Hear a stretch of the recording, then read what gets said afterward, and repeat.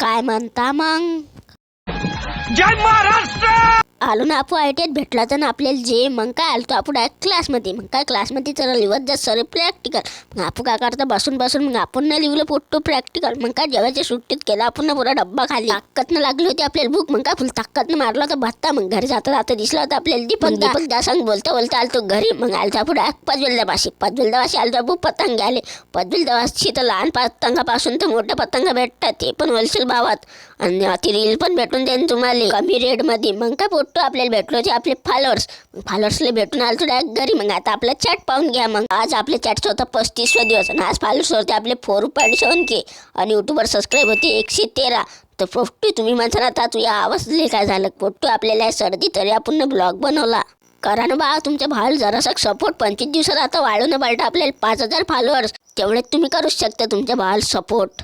भेटू आता पुढच्या ब्लॉगमध्ये. ब्लॉग आवडला असेल तर करा मग ताकद ना शेअर.